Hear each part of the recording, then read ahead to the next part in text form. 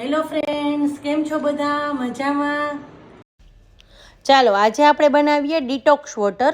એમાં આપણે જોઈશે ગાજર, કાકડી, આદુના ટુકડા, લીંબુ અને બીટ.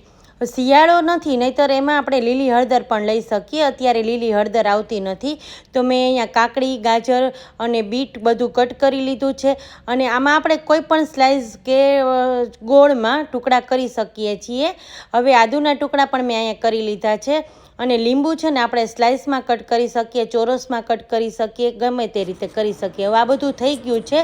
અને મેં ફુદીનો પણ લઈ લીધો છે. જો અહીંયા ફુદીનો મેં પહેલાં પલાળી દીધો છે પાણીમાં, તો ફુદીનો પણ સરસ સાફ થઈ ગયો છે. એટલે સૌ પહેલાં આપણે જારમાં નાખશું ફુદીનો, અને પછી આપણે બધું આ જે વેજીટેબલ કટ કર્યું છે ને એ નાખી દઈશું. ગાજરના ટુકડા, કાકડીના ટુકડા, બીટ, આદુ અને લીંબુની સ્લાઇસ. હવે આ ડિટોક્સ વોટર કરવા માટે છે ને પ્લાસ્ટિકની બોટલ ન લેવી, એમાં ખાસ કરીને કાચનું જ જાર લેવું. હવે આ બધું નાખી દીધું છે આમાં આપણે. અને હવે આમાં આપણે એને ફૂલ ફિલ કરી લેવાનું છે પાણીથી. અને એકદમ ફિલ થઈ જાય પછી એને ચલાવી લેવાનું છે.